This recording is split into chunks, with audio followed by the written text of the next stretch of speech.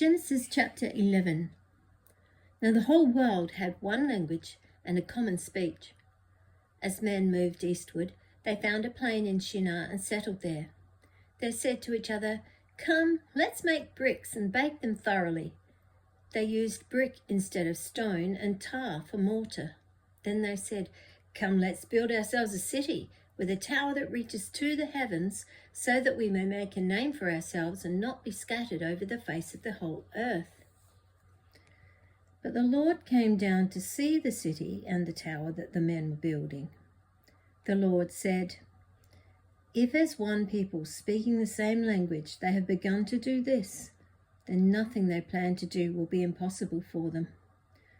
Come, let us go down and confuse their language so they will not understand each other." So the Lord scattered them from there over all the earth, and they stopped building the city. That is why it was called Babel, because there the Lord confused the language of the whole world.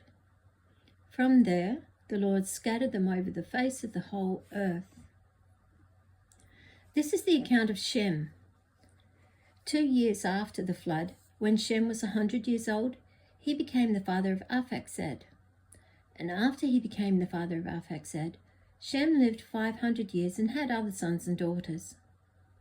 When Arphaxad had lived 35 years, he became the father of Shelah. And after he became the father of Shelah, Arphaxad lived 403 years and had other sons and daughters.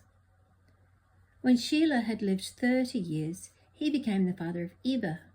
And after he became the father of Eber, Shelah lived 403 years and had other sons and daughters.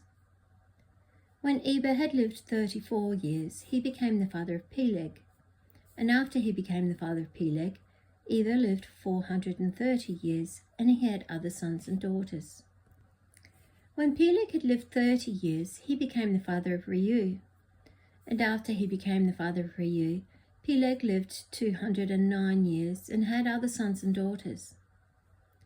When Reu had lived 32 years, he became the father of Serug. And after he became the father of Serug, Reu lived 207 years and had other sons and daughters. When Serug had lived 30 years, he became the father of Nahor.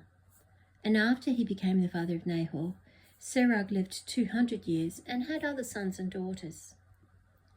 When Nahor had lived 29 years, he became the father of Terah.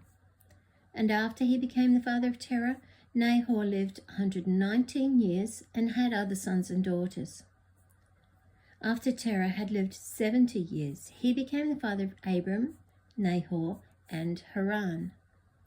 This is the account of Terah. Terah became the father of Abram, Nahor, and Haran became the father of Lot. While his father Terah was still alive, Haran died in Ur of the Chaldeans in the land of his birth. Abraham and Nahor both married. The name of Abraham's wife was Sarai, and the name of Nahor's wife was Milcah. She was the daughter of Haran, the father of both Milcah and Iscah. Now Sarah was barren, she had no children.